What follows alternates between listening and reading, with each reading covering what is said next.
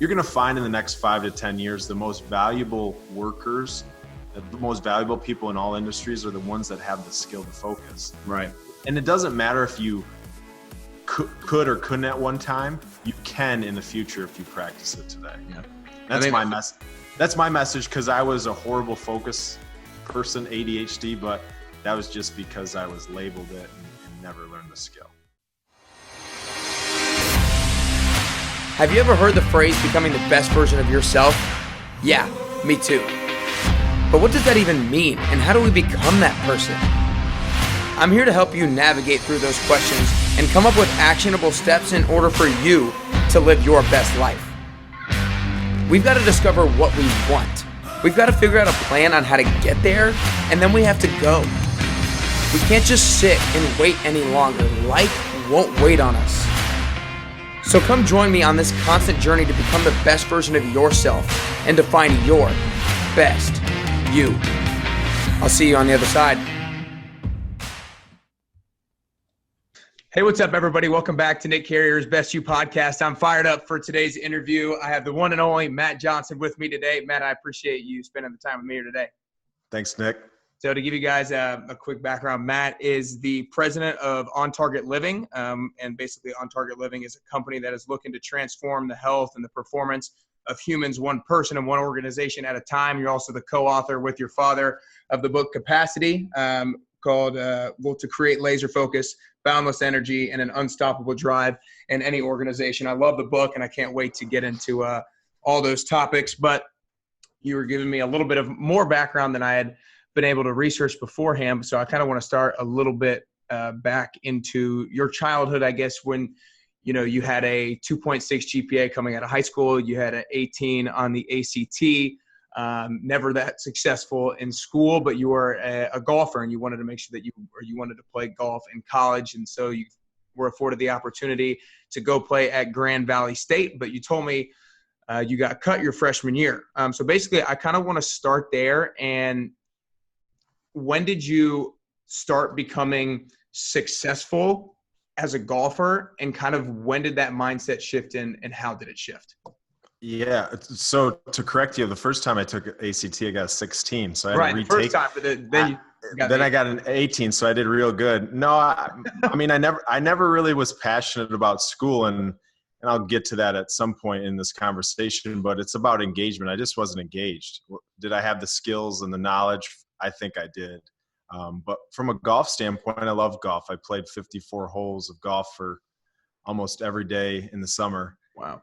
And, coming out freshman year of high school, I should have made the team. And in the last 3 holes, I blew up and ended up missing qualifying by 1 stroke. And at the time you're thinking, if I could only get that 1 stroke. Looking back, I'm 33 today. When I was 14 or 13, whatever that was, that 1 stroke may have changed the trajectory of how I think of success and how good of golfer I became, and maybe even in business and in my personal life. So at a young age, I failed, and I've failed since, and I plan to fail in the future. But that next year, I started to succeed at golf because I started to have more focus towards it. If there's something that you want, you end up getting it. And I wanted to be successful at golf, and that failure taught me that I had to improve in some areas. So to me, strength finders is key. But yet for me, I had to work on my weaknesses. So I'm a big fan of, you need to be well-rounded. And sometimes failure shows you where you got some gaps. Mm-hmm. So when you've talked to me beforehand about a number of the failures that you've had, and, like you said, the failure on the golf course. When you have a failure, what's the proper way to kind of evaluate why you failed, and then start making the adjustments towards not letting that specific thing happen again? Yeah, I think number one is acceptance. It took me a while. I mean, at 13, you're not mature enough. Right. I have great parents, and I have a great system around me to help me and encourage me. But when you fail, it's you and yourself. And so it takes a while to accept it. It took me probably a year to fully accept it. But I think that's the only message for everybody, is understanding if you accept it. Some of us haven't failed yet. And some of us haven't got uncomfortable enough to fail. If you're trying to start a business and you don't start a business ever, you probably won't fail at business. Right. So to me, it's acceptance first. That's the message. But you won't know until you get into it.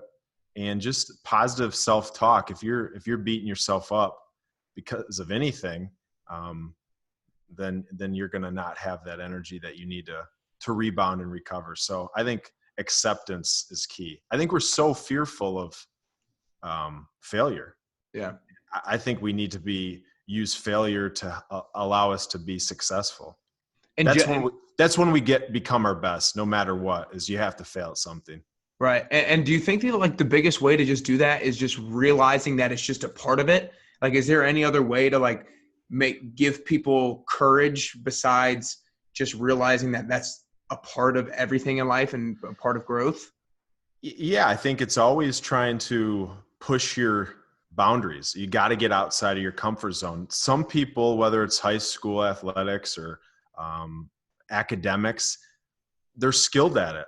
They have the talent for it. And so they never find it to be challenging. And so for many people, that creates a very fixed mindset or a limited mindset, when a growth mindset is about whether you fail or not, you gave it your best effort. And so I had to step back and realize I didn't really give my best effort. I played a lot, but I had no idea how to practice. I didn't know how to think. And so those are the things that changed. It wasn't about more repetitions. Mm-hmm. It's like the 10,000 things. I got 10,000 swings in, but it wasn't the 10,000 right types of swings. So for me, it's the growth mindset that we have to understand. We have to give it our best effort versus just putting in the time. Time, I think, is a very limited measurement of how successful you're going to be. You got to put in time, but I think it's the right time. Right. No, I think it's kind of the same kind of thing or same kind of thinking as working smart and not just working hard. Right. Spending your time the right way. But I kind of want to get into the earlier parts of your career. So you graduated from Grand Valley State, and then right afterwards you were underwriter for auto owners insurance for about a year and a half. And then you started working with the family, started working with your father at On Target Living.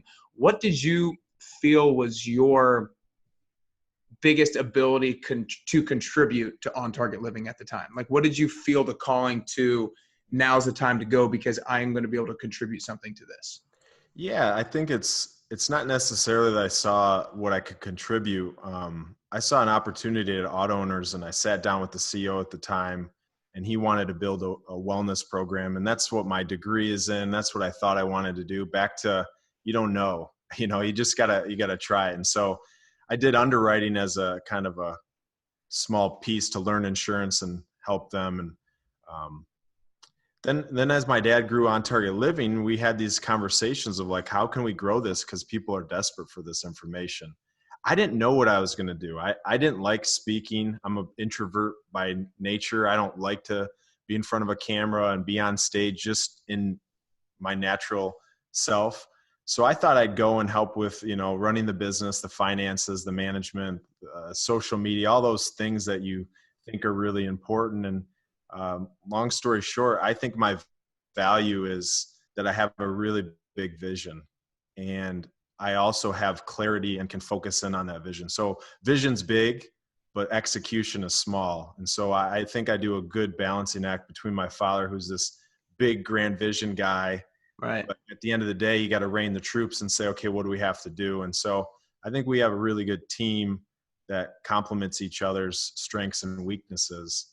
And I think I was just a piece of that, that puzzle. And then I fell in love with speaking and training and helping people. And once you start to perfect your craft and you're talking about things that matter, speaking became natural to me. So again, the first time I ever had to speak on a huge stage, what ended up happening was we had a large client. My father double booked and said, you're going to St. Louis.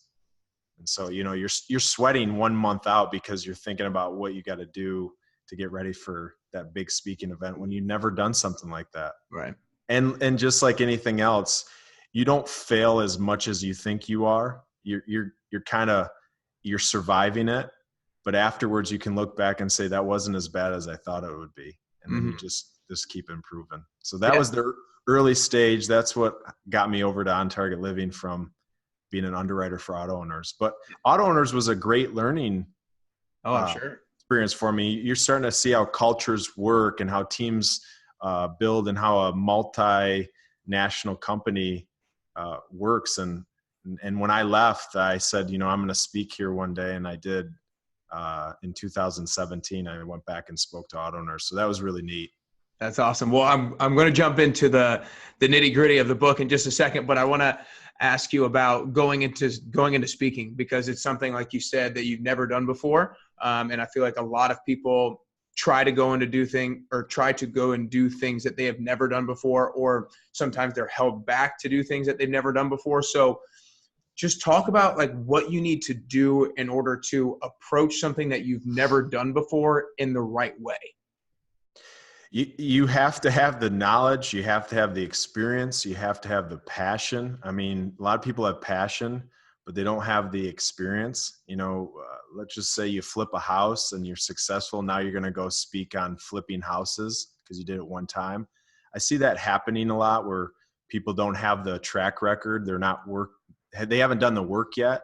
Right. And so whether they're the best speaker in the world, like they're dynamic, you still don't have the foundation to talk about it. So for me, it was about putting in the time. I mean, I grew up with my father doing this my entire life. And so looking back, that was part of my course on how to do it. We would go to his seminars when we were 10 years old and sell books in the back. So that's part of the piece that helped me. And I think a lot of people miss. You got to put in the time. You got to put in the work, speaking for free at the Rotary or whatever it takes to get some of those reps. But you also have to have something people care about. Yeah. Not just you. You have to have something that people want to hear. And so that's for us a constant battle to make sure that there's something relevant that people want to pay value to hear you speak. Right. We're not celebrities. We're not, going to tell a story about surviving some tropical storm. We're really teaching people some methodology. So we better have the track record and experience to back it up. Okay. I like it. So basically just when you say experience, not necessarily experience because you haven't done the actual thing, experience in the knowledge of the thing that you're actually going to go speak about. If you're going to be a speaker, you better be an expert on something. You better have some expertise. And so that's the experience that we're talking about. It's not that you haven't spoke. I mean, many people haven't spoke, but they have the expertise from doing the work. Right. And it's time to perfect it. Okay. I like it. So I want to get into the kind of the nitty gritty in the book.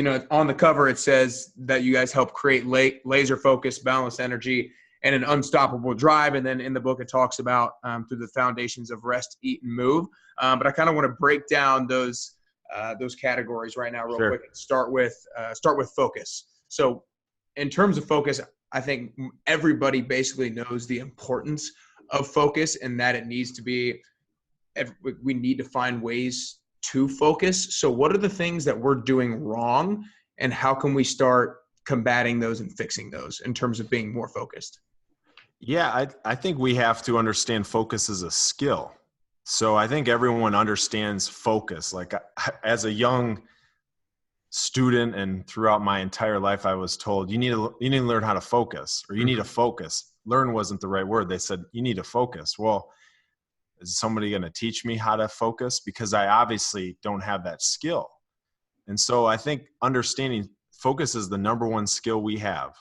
And it directs every performance that we're trying to do, whether it's parent, our business, whether we're a professional athlete. And focus is becoming harder and harder as more information comes at us. Emails, dings, pings, social media.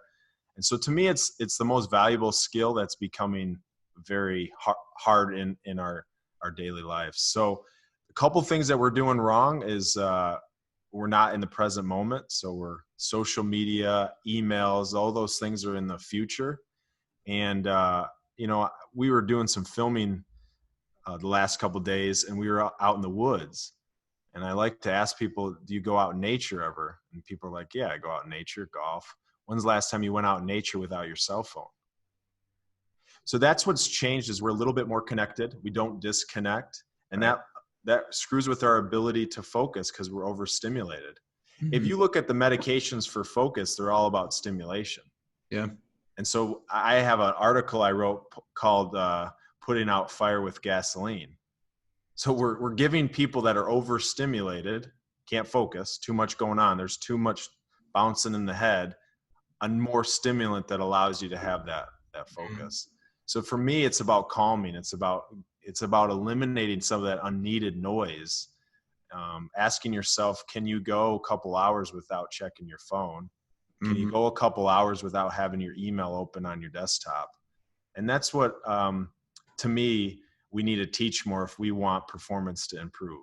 Right. I think it's really important that you talk about how it's a skill, like that you learn and that you develop over time, because I think a lot of people, I feel like I hear a lot of people say, if I were just focused, like then I would be a lot more successful, or I'd be doing more things that I want to do. And I feel like people are saying that in the sense of like, all of a sudden it's just going to happen, that they're just going to be focused, and that they're not right now.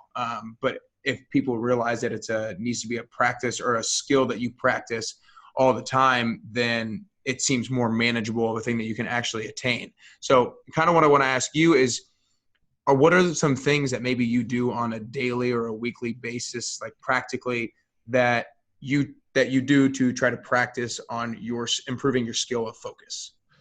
Great point. Number one, if you don't understand it's a skill, that's the problem. So it's a skill, you got to practice it. I was told my entire life, Matt, you're ADHD, you can't focus. No, it's not that I can't focus, it's that I'm not focusing right now. So I had to learn it. I never took medications. I never went down that traditional approach. And I struggled in school, but I had to learn and teach myself how to focus. Number one thing today, maybe wasn't 10 years ago, is don't have your cell phone in your bed. That's before you wake up. First thing people do is they open their phone, they're checking emails. Now your mind's already racing. So number one is don't have your phone in bed. That's before bed. That's when you wake up. Try that. That's usually, a couple hours out of the day that you're spending trying to do this very superficial work that you can get to later. The other thing is, what type of fuel are you putting in the body? That's a big one we talk about, eating. How are you fueling the body? If you don't have good energy, it's hard to focus, and energy comes from food. So these are like water, omega-3 fats, some of these superfoods. These are the things that help fuel to allow you to focus. And then having some rest, some downtime, some white space. And if you look at white space, we're averaging less than 1 hour a day. 10 years. So talk a little, like I know what white space is from the book, but talk a little bit more about that. Yes. So what white space is what makes us unique. What makes me and you different is our white space. We both work. We both have to eat breakfast, take a shower. We both sleep, hopefully. Yeah. And so those things are all pretty constant for people. What makes us different is white space, our relationships, our hobbies, our passions, the time that we're in flow and we don't even track time. That's white space. And so up until 2008, from a long time ago to 2008, we average about 5 hours of white space. 2008, the iPhone gets created. We shrink it down to 3 hours. Currently today in 2019, we have less than an hour of white space. And so for me, how do we teach more focus? We have to give more space. And so for me, rest is being lazy and being bored and taking a nap. These are all like the opposites of success, this hustle movement. Right. But I think there's a lack of focus, and to focus, you need to give yourself some periods of rest. So that could be what we call micro breaks throughout the day. So where 2 to 3 minutes, you're not on your phone, you're not on your computer, you're not doing work, and you're giving yourself some time to just chill out. Or you're trying to be quiet for 30 minutes. I challenge a lot of people. When's the last time you went 30 minutes with pure silence outside on a bench? A lot of people struggle with that because they're so used to all this stimulation. Right. And I think that's kind of like, it kind of goes hand in hand in terms of being focused and giving yourself some downtime, because I feel like you can be focused and intentional about giving yourself that more white space, because I know that when I try to plan out my day, I'm not great at it, but I try to give myself intentional time to be like, don't do anything. But it's a kind of part of, to be focused, you need to focus on giving yourself downtime, kind of. It's prioritizing, right? We prioritize the things that are habits. And so if you don't have the habit of giving yourself space, then it's going to be a struggle at first. Just like any other habit. If you're not going to the gym, it's going to take a while to get used to that. So I heard this a while ago on a podcast. I don't know what podcast, but we spend so much time about spending 30 minutes on treadmill, our health, right? When's the last time you spent 30 minutes working on your mind? I would argue that the mind's more valuable, or, spending 30 minutes being quiet is actually maybe more valuable than 30 minutes on a treadmill. So I heard that somewhere, it kind of stuck. It's like we have to reinvest today more than ever because we have technology and we're studying our humans as cyborgs because we are connected to machines. So if you don't give yourself a break, it becomes pretty hard to find that white space and to have the focus. You're going to find in the next 5 to 10 years, the most valuable workers, the most valuable people in all industries are the ones that have the skill to focus. Right. And it doesn't matter if you could or couldn't at one time, you can in the future if you practice it today. Yeah. That's my message, because I was a horrible focus person, ADHD, but that was just because I was labeled it and never learned the skill. Yeah, I mean, you can walk the walk and talk the talk about that. But I want to go into number 2. We kind of touched a little bit on it, but like the boundless energy part. So kind of the same sort of question. Why do we lack so much energy? Like, why is that the thing that everybody just like, oh, I wish I had more energy kind of a thing? And how can we start fixing that? Well, energy isn't measurable.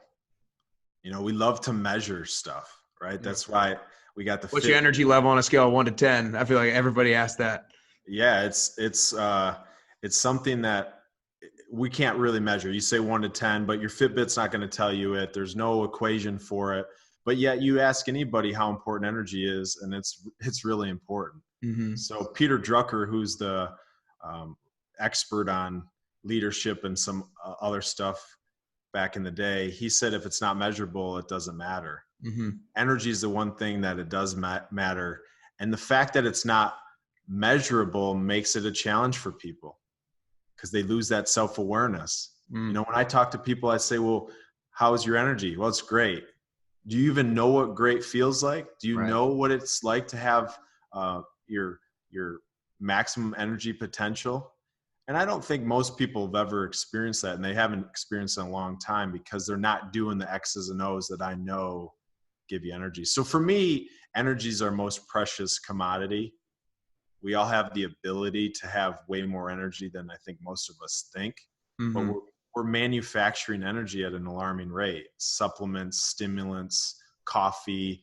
Not saying you shouldn't have coffee or caffeine, but these things are stimulants that we're using to manufacture artificial energy. But energy is a commodity. I think time's important. To me, energy is a much more valuable commodity. And if you think about it, when was the last time you had a ton of time and no energy? It probably wasn't a very great time. Right. Having a ton of time and no energy is not fun. No. Having no time and a bunch of energy, you can get some shit done. Yeah. So for me, energy is so much more important than time, but many of us aren't thinking about building energy. We're just running through time. And that's when you hear someone that says they're busy. I'd rather know, are you productive? Are you energetic? How do you feel? Because you're going to have such better output than just putting in some time. Yeah, I love everything. So many things you said there, and I think there's a Peter Drucker quote in the book that says, "If it's measured, it gets managed." That sort of thing. Yeah, it gets managed. And if you can't measure energy, you're not going to manage it, and we're doing a crummy job of it.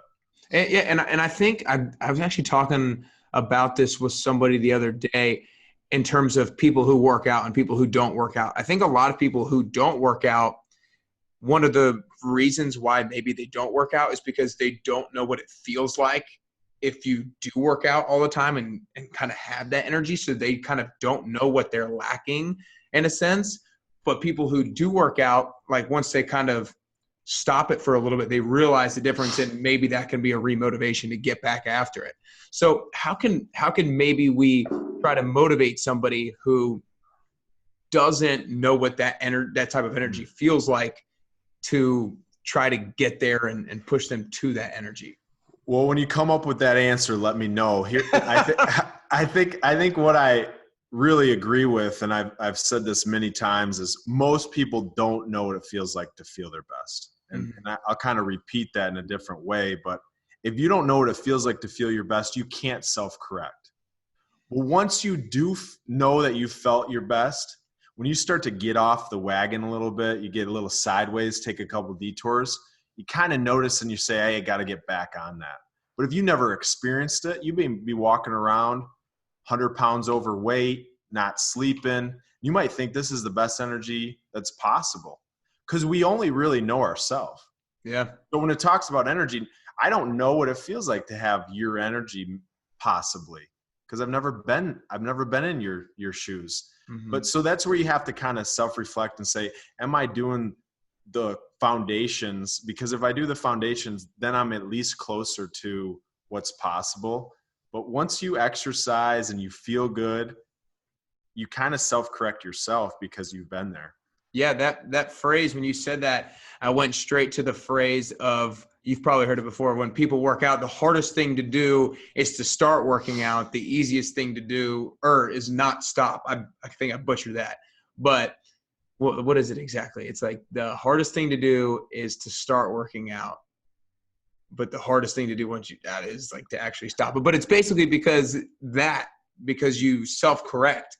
Once you start working out, you realize how much energy and how good you feel, that if you don't do it for a day, you're like, oh man, I got to self-correct. I got to get back in there. Nobody's ever regretted exercising, but to get started is hard. Yeah. And so if from an energy standpoint, if people can realize food is where we get our energy, food. And so if you put crummy food in your body, you're going to just, whether we can measure it or not, you're going to know it's going to be a bad output. And so just looking at the food you're eating and saying, hey, I haven't had a piece of fresh fruit or vegetable in a week, but I think I feel pretty good. That's me telling you, man, you could feel freaking awesome and you don't even realize it. And once you do feel awesome, you'll never want to let that go. And that's, to me, where most people never allow themselves to go. And so it's hard to talk someone into the benefits of exercise, because it's not just physical. Most of it's mental. Yeah. But I think most people that aren't exercising think it's only physical. Yeah. And so that they're not thinking about the right way to get started, and they're not going to give themselves enough time for the most part to experience that. Yeah. But we've seen both, where once they do it, they're like, I didn't even know this was possible. I didn't know it was possible to feel this good. I think like what you just said basically was one of y'all's kind of aha moments early on in On Target Living, when you were talking about health to all these businesses, and it kind of wasn't sticking. But when you shifted the focus to creating focus, energy, and drive, that's when they started to kind of latch on and realize it wasn't just a physical thing. It wasn't just a health thing, but it was all these other mental things and performance outcomes, as you call them. Yeah. I mean, if you ask any entrepreneur, any leader, any CEO, do you want your people to have focus, energy, and drive? They're like, yeah, that's what we're struggling with right now. Okay, well, what's your strategy to do that? And then they look at you like deer in the headlights. You know, when I'm on stage, I ask the audience, when's the last time you've taken a focus class? It's kind of a joke. Nobody raises their hands. Nobody's taken some of these steps to help themselves to do the outcomes that they want. You know, I have two arrows in my presentation, and they're going at each other. It's what you want and what you need to do to get there. That's ideally the perfect combination. Most people want something going in a different direction. What they need to do is going in the opposite direction. And so that's what focus, energy, and drive has done, is kind of get people to think differently. Yeah, I want my people to have focus. I want them to have energy. And that drive is that internal motivation, doing stuff that you don't have to look at them or watch them, and they'll do the right thing. Yeah. So let's jump into drive then real quick. Yeah. I know you talk about the intrinsic motivation and kind of how to tap into that for people who don't have as much of it. So just talk about kind of what drive really, what you mean by drive and how we might be able to tap into other people's intrinsic motivation. Yeah, to me, the power of like why and internal motivation and your purpose, I think is fantastic. We talk about if you don't have a reason why for what you want, it's never going to happen. It's like a New Year's resolution. They never come to fruition unless you have a powerful motivator. The challenge is we're trying to focus on getting people to be internally motivated. It's like, get internally motivated. That's an externally motivated way to do it. Right. Our philosophy is if you allow people or train people to be focused, or at least help them understand it, then give them the fuel, that energy, the ability to have their energy, you'll naturally find your drive. So to me, you can't really find your true drive if you don't have focus and you don't have energy. Yeah. For you, I know how passionate you are. You have drivers in your life, but you also have a lot of focus and you have a lot of energy. It's so much harder when people don't have energy and don't have focus to have them do the tough stuff when you're not looking. So drive to me is the propeller of performance that gets us to go through the muck. But it only happens at its full ability when you have some focus and energy. So that's our focus, energy, and drive piece. And that's how we think most people should think about their profession. The stuff that matters is they're going to want focus and energy and drive to be successful. Yeah, I like how drive kind of stems from those other two things, because I feel like if I look at somebody who is constantly not motivated, it's because those things. It's because they're not focused and because they don't have energy and that sort of thing. It just leads up to it. Yeah, when I'm working with somebody, and this to me is a missing piece in the profession of personal trainers or the health, you got to ask them what they want. Don't assume, what do they want? Well, I want to be healthy. That's not specific enough. So focus to me is about getting really specific with what outcome do you want? Because if we're just shooting darts at a dartboard, but we don't know where we're trying to go, people are going to give up. It's like, okay, you say you want to lose weight, but you really don't have the drive to do that because you have no reason why. So focus to me is like getting them to know, hey, what do you want? And then you give them some steps along the way, and then they'll naturally, well, why do you want those things? They'll naturally assemble their purpose. Yeah, I like that. So I think there's a quote at the beginning of your chapter in terms of taking action, and I forget which chapter it was, and how a lot of people just don't take action on things that they kind of know they should do. And I feel like there's a quote that I really love and I like try to study is, a lot of us know what to do, but we don't do what we know. And that's, to me, is like, we don't take action on the things that we know we should do. And so my question for you is, how can we find a way to take more action on those things that we know we should be doing? Yeah, I think that's really important. Everybody knows kind of what to do. For the most part. For the most part, right? The general big pillars, right? Sleep and exercise and eat well when it comes to health. But most people don't. And to me, it comes to two things. People have to be engaged. You know, if you think about Netflix, right? Their number one philosophy is to engage you. And if you're engaged in Netflix, you consume Netflix and you reconsume Netflix and you create a habit. Right? And then you've got a habit of watching Netflix. And so for me, the missing piece is you got to engage people in different ways. Some people are attracted to their physical appearance. Some people are attracted to how they feel internally. Some people it's blood work. Some people it's the scare tactic. So engagement is number one. If you don't engage people, you're never going to have action because they're not engaged. That's why information doesn't work. Google, there's no other better highway of information than Google. And if all we needed was information, we would be the healthiest, human existence ever. Right. Yeah. From there, you need education. So once people are engaged, you need education. And here's the big difference that I see that most people don't know. Information is not education. I think social media is fantastic. That's information. And it can be a highway to education, but it's not education. Education is practice, it's mistakes, it's repetition. And so we've all been educated on certain topics, and you don't just do like a 20-second crash course. Mm-hmm. So from engagement, it goes to education. Once you do those things, then people will start to take action because they have the engagement plus the knowledge to do it. So to me, I think a lack of engagement, whether it's why don't people take action in the gym? They must not like something. They haven't found what they're engaged in. Mm-hmm. So we got to continue to help find that. If you don't like lifting weights, let's try something else. You know, there's bands, there's machines, there's classes, there's body weight, outside, inside. So you just keep adapting. If you don't like to run on a treadmill, then why the hell are you running on a treadmill? Mm-hmm. Because that's what deters people from taking action is the things that they are engaged in. So like to me, that's a really missing piece is that engagement. Okay. So I want to challenge you.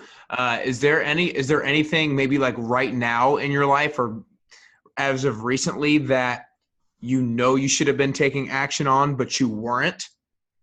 And how and what got you to the point where you finally did take action? Or is there something right now that you're not taking action on?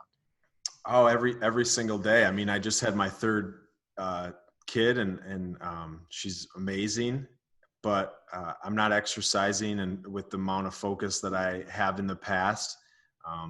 Most of it's excuses, but I just have to find the time, and in my schedule, I have to create some different habits.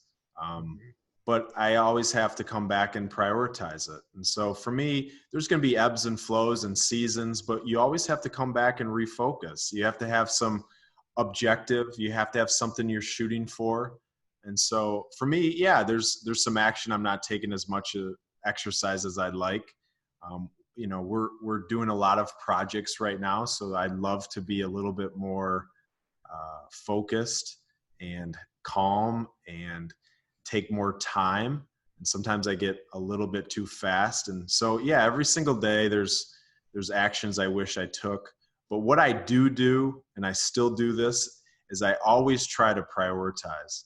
And I try to come up with what are the 5 things I want to accomplish. Mm-hmm. And some of it is personal. Hey, tomorrow I want to make sure that I get to the gym. Right. If that's 5, I probably won't get to it. If it's number 1, then I know that that's something that I want. And you look at it and you say, okay, it's been number 1 for 3 straight days and you haven't done it. It's time to get busy. Right. So yeah, action is, I think we all want to take action and sometimes we don't, but. Mm-hmm. I think the taking action thing for me is really what is the separator for people. Take action. Execution. Yeah. Yeah. You either execute or you don't. Right. So let's talk practically on the on prioritizing like in your schedule and everything like that. So how do you actually go about that? Do you just spend a lot of time in your calendar, like trying to figure out what times you need to be doing certain things, or what does that look like actually in your day-to-day life? Yeah, I got a job that has a lot of hats. I'm speaking some days and traveling. Some days I'm creating content. Some days I'm managing people. For me, I need time. I need space. I need periods where I don't have anything scheduled. So for me, I try to not overschedule. And then I have these times that I can sit back and just say, okay, what needs to happen? Because there's always busy work. Right. We have an e-commerce store. We have a website. We have a team. There's always fires to put out. You can always be busy. So for me, I give myself space. Sometimes I'm not even in the office. I go to a place where I'm not going to have distractions. I shut the computer. And sometimes I just, dream. What are we trying to do? And it will come to you eventually. Meditation is a piece of that I'm constantly trying to practice. And it's not maybe what most people think of meditation, long periods of meditating. It could be 3 minutes of just trying to calm my breath. Mm-hmm. Focus my breath, centering my mind so that I know and have some clarity of where to move next. And I think that's when I look at some leaders that I work with, they go from meeting to meeting to meeting to meeting. They don't have any time to prioritize. Mm-hmm. So they're just going to do what habits they have versus changing and trying to perfect the ordinary, perfect the habits that they want to have. So sticking on habits, do you have any habits that are that you have to do every single day that are just like have to be that number one priority, or else like your day is completely thrown off if I don't do this particular thing?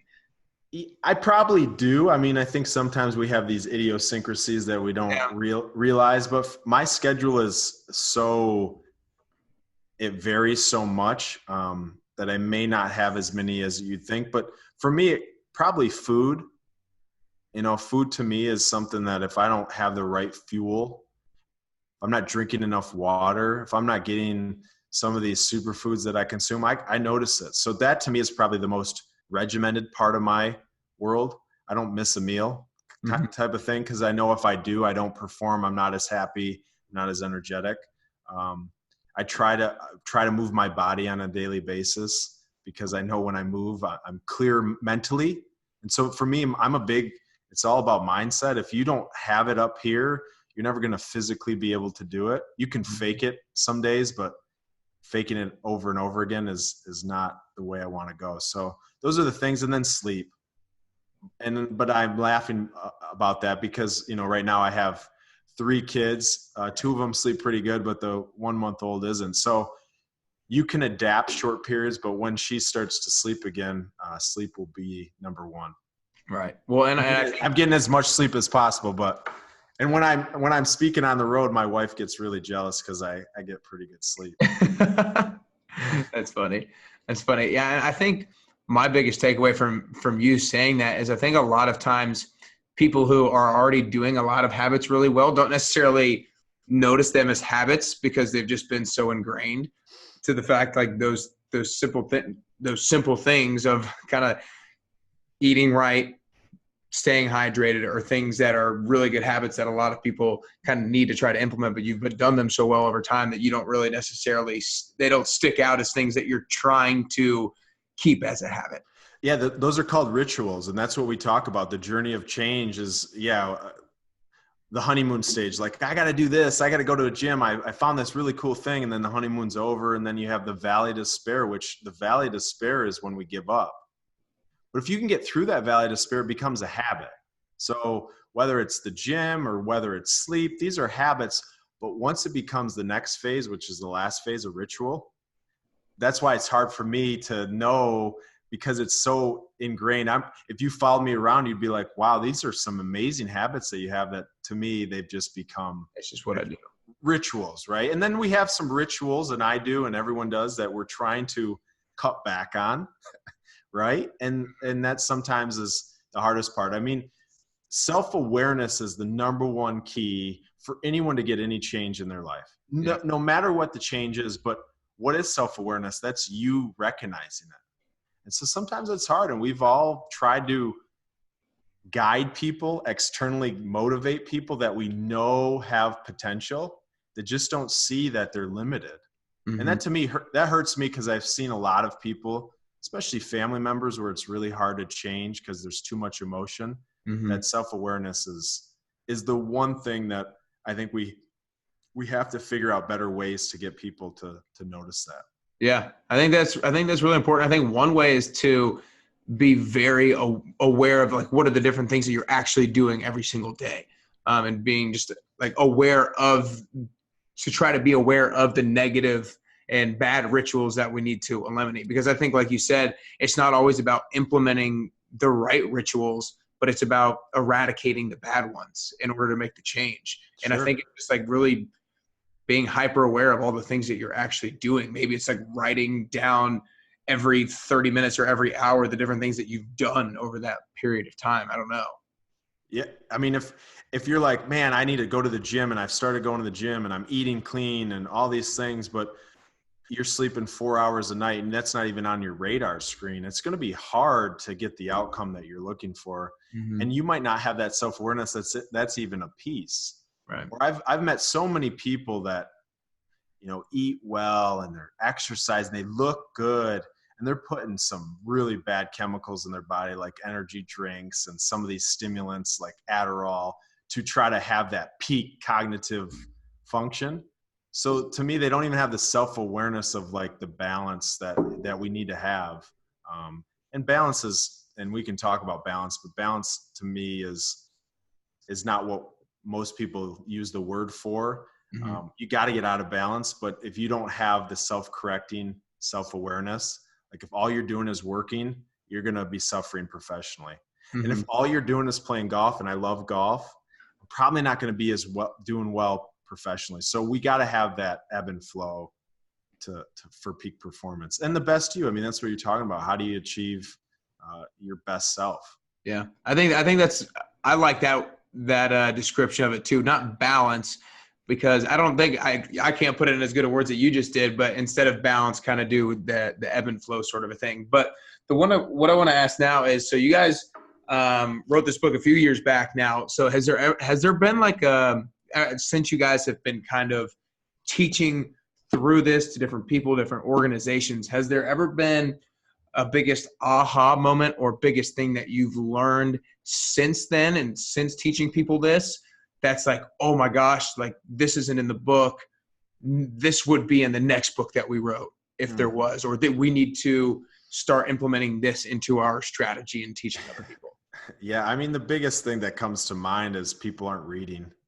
So, I mean, we wrote a book, and that's limited for some people. I mean, if people don't read that book, it's hard for them to get the knowledge and the methodology. But the biggest thing that's come from it, and it's not something we put it in the book, that I think most people don't realize, is that when you ask an organization or you ask a company or an entrepreneur, what's the most valuable part of their organization, everyone says people. Unanimously, it's always people. Okay, well, then what's the most valuable asset of people? And that's what we really talk about in the book. Most people don't have an answer to that.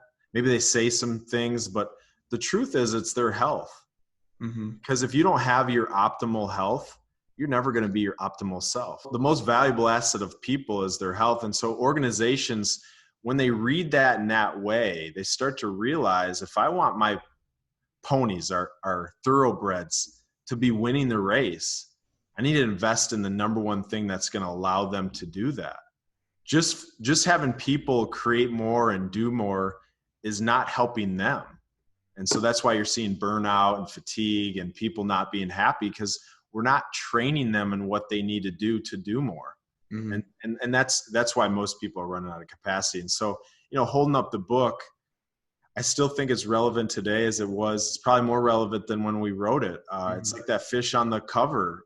People do feel maxed out. And I think what happens is people just don't worry about some of the things they're not doing, but those are the things that may be the most important. It could be relationships. If you don't have enough capacity when you get home because you've spent it all on work, probably not going to have the best relationships with the people that matter the most. And to me, my big passion and has been is, I think people are working fine, peak performance and what they're doing at their job. I think we're doing some amazing work. It's what's happening after work that I think is so below the bar of what I think is possible. I mean, people come home at 5 o'clock or whenever they come home from work and they got nothing left. So why are we working so hard for the things that matter the most that we're given no energy to? So that's where I think organizations have a huge opportunity. Is the workplace is the number one stressor for most people. Number one. And what if workplace was the number one, positivity, best thing for people? What if we flip that around? I think we'd create better stuff, and I think we'd have a society that's happier and healthier. Yeah. So that's to me what is still relevant in the book. I'd have to think about, there's always stuff we missed. There's new foods and stuff that, we're introducing every single day. Okay, cool. Well, now I want to get a little bit more like personally, and you and the company and you and your family. So you told me beforehand how you work with your father and your twin sister, and it's very much kind of a family business. So tell me a little bit about what that dynamic is like, and maybe to start, what is the biggest challenge in working with your family? Yeah, I think my family would call me the boss because I'm bossy. I tell people exactly what I want them to know, maybe sometimes not sugarcoat, but no, it's fantastic. I think we all have the same passions and mission, and that piece, if it's not in alignment, that's probably the hardest part. But, I have a twin sister who's in the business, and sometimes I try to boss her around, even though she's my older by 1 minute twin sister. So she should boss me around. The dynamic, the hardest part is separating work from family. Yeah. So we take family vacations. We're around each other all the time. And there's so much to talk about in the workspace. You just have to give yourself that buffer. And so our biggest challenge is not talking about work when we're together. And I think we all do a pretty good job of that. But sometimes we have conflicting opinions and directions, and that's just part of business. But I wouldn't have it any other way. There's not a group of people that I'd rather work with. And I'm probably the hardest on my dad. And he, sometimes that's probably how he wants it. Yeah. Well, sometimes I think sometimes I don't give enough sugarcoat, but we're all like-minded, so it makes it easy. Yeah. Well, so if you think of most businesses, especially in the early existence, most of them start somewhat of a family business. Right. Definitely. So when you guys are together, not for work, how do you actually set the boundaries with each other to make sure that you don't involve the work talk? Yeah. It's just consciously just kind of not putting energy towards it. So if someone asks a question, you kind of answer it without being rude, but then you just don't, go too deep on it. So expanding on the dialogue, and then it's filling it with cool things that don't make you think about work. It's going to the beach and playing games. We play croquet and do some fun stuff where you're in the moment. There's no time to think about what can be done on Monday. So and then with grandkids, I mean, my dad and mom have 4 grandkids now. So there's less time to even talk about work when you're chasing a bunch of crazy kids around, running around the house. Right. So it's a pretty good time for all of us, and it's a busy time, but I think we do a nice job of complementing each other. Mm-hmm. So you mentioned my mom's in the business as well. So that's awesome. It's a true family business. Very cool. Very cool. So you mentioned now a couple of times how you just had your 3rd child. What have you learned most about yourself since becoming a father? I'm very patient, and I can do so much more with, again, that little amount of time if I give myself energy. So my number one thing being a parent is I want to give as much energy, no matter how much time I have, to my kids. And to do that, I have to put down work. I have to be in the moment. I can't be checking emails. I got to feed my body. And if I do that, I know that I'm kind of putting the oxygen mask on myself for them. And I wrote capacity with a 1-year-old. And if you look at my ACT score, I'm a horrible writer.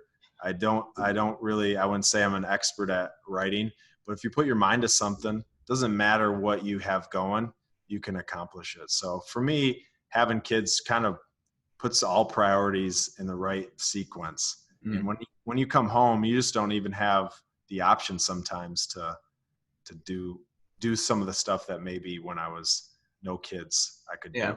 Yeah. Well, I mean, I think you probably do have the option, probably more than you think, but you're just very good at prioritizing. So yeah, I mean, it's something that I want to do. I want to be there as much as possible. And I had a good parents and good grandparents, and that's what I'm trying to do. And that's my big driver, Yeah. If you hear me talk, that's my kind of final story is I want to be there for my kids or however I can. And I know it starts with taking care of the basics. Yeah. Well, very cool. So you mentioned beforehand how you guys are at Untitled Living are coming out with an app, and maybe about 6 months down the road or so, called the On Target Living Experience, OTL experience. So just give us a quick preview of kind of what that looks like, and why people should be interested in getting it when it comes out. Yeah, it's really designed to help people from if they come to a presentation or we're helping an organization, the people to take some of those next steps, because we can't be there all the time. And actually part of our training is for people to realize they don't need someone to be there all the time. that internal piece is like, if you have to be your own advocate. So the tool is designed to kind of be a guide. So it's a course on our methodology. There's workouts that you can do daily. There's yoga practices, breathing, and it'll be a pretty cool app where you can either listen to it in the car, because you're not going to watch a video, or you can watch a video on your TV or wherever to take you through some of the courses. So it's taking technology, it's taking what we do on stage, it's what we do in person, and bringing it to your phone. And that's where 2019 we are. We got to have more ways to communicate. And as we come across people, we see there's a lot of people not feeling their best. And that's why we're passionate about bringing this to market, because we know that we can help if they do some of the rest, eat, move principles we teach. I love it. I love it. Well, very good. Be on the lookout for that down the road, and we'll make sure I'll make sure I stay attuned to when that's coming out and everything like that. Yeah, probably November will be the launch. Okay. Well, very good. Very good. So touched on a couple of times now that you're 33 years old. So in 10 years down the road, you're going to be 43 years old, inevitably. So what does 43-year-old Matt Johnson look like? What have you accomplished, and what are you currently doing? Well, I've always said that I want to live to 120, and many people don't think of how long they want to live. They just go about it. So it's just a number to me, but 43 is nothing. I mean, I still think that I'm 18 mentally. Like I'm very jokey and goofy, but at 43, my big thing from a professional standpoint is we need to help more people. And so I want to be able to have more people know what on-target living is, because that means that we're making some impact. But we're going to do it very slow, and we're going to do it the right way with integrity, because it's not easy. This isn't a quick fix or a fad. And so it's not going to be as sexy as some of the stuff that pops up and fizzles away. So in 10 years, just continue to do the same work, but with more people being impacted. And then personally, I want to make sure that I'm keeping up with my health. I'm making sure that I'm taking care of my mind, helping teach my kids, and taking care of my wife. So those are the things that matter to me in 10 years. And then hopefully I can still play some pretty good golf. And one of my wants that I've been kind of after for the last 10 years, and I'll say it on air because it will help me kind of hold me accountable, is I've been trying to break the 5-minute mile for probably 8 years. And so each year it's not going to be easier. So I got a short window left here to break that 5-minute mile. And that'll be something that in 10 years, hopefully, that I can say that I've broken the 5-minute mile. That's awesome. That just takes focus, and I need to prioritize it when it's right. So up until this point, it hasn't been a big enough driver for me. Okay. What's your fastest time so far? I've run in the low 5s. Yeah. Okay. Right now, if I went out cold, probably around 6 minutes. Okay. But I haven't been training for it so maybe 2020 might be my year.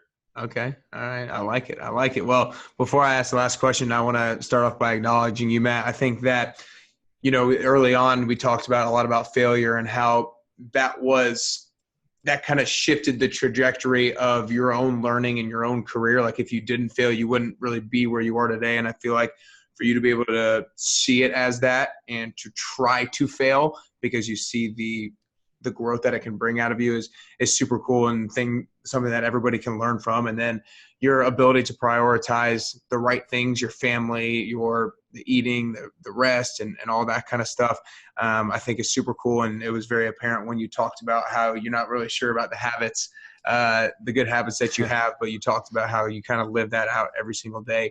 And just the work that you guys are doing is super cool, because you see the need that's out there, that people are struggling with a lot of these things, and you see the gap that you guys might be able to fill. So I think it's really awesome what you guys are doing and all that kind of stuff.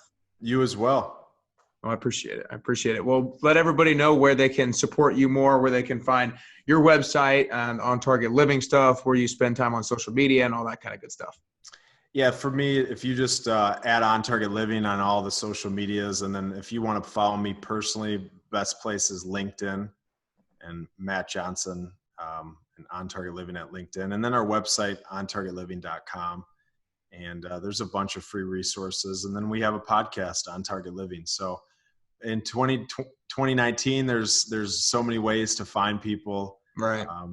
I would say the best way is to read a book, but most people aren't reading as much books as we'd like. So we got to get their toe in the water in some other avenues. Right. I understand that. Well, awesome. Well, good deal. Well, the last question I want to ask you is, I believe becoming the best version of yourself is a constant journey. I think we're always working on and chasing down that best version of ourselves. And I don't think we're ever there. I think like hopefully on our last day, we can take our last breath, hoping we got as close as we could. And I also believe it's a very unique journey, because I think the way that I'm going to become the best version of myself is going to be different from the way that you become the best version of yourself. So the question I want to ask for you is, if you could currently do or work on 3 things to get closer to the best version of yourself, that best version of Matt Johnson you could be, what are those 3 things you currently do or currently work on? Yeah, it's deeper work. So having time to really go deep and perfecting your craft. And to me, that's a constant battle for me, wearing so many hats. At the end of the day, I'd rather create one thing that's amazing versus 5 mediocre things. So that's something that I'm constantly trying to do to be the best version of myself. And then giving people time, listening, that's something that I would say that I listen, but I can always improve. And my grandfather was probably the best listener I've ever met, and he was probably one of the most unhealthy people. And so for me, I want to be able to listen to people, because that's what people want. They want to know that someone's listening, and whether that's my wife or my kids or my parents, which are my boss, and coworkers and partners, and then giving back. I think to me, why do I take so much pride in my health and performance, and why am I still passionate? Is because true fulfillment comes when you give. And you can have everything. You can have more, big house, car, all those things. And I like nice stuff. And you can, do more, say you've accomplished a bunch of stuff, business growth. But at the end of the day, I want to have the ability to give as much as possible, community, family, whoever that is. And if I can say at the end of the time that I gave as much as possible, that to me is what makes fulfillment happen. And I think many people don't feel like they can give like they want to. That's why I think we're struggling to have that fulfillment in life.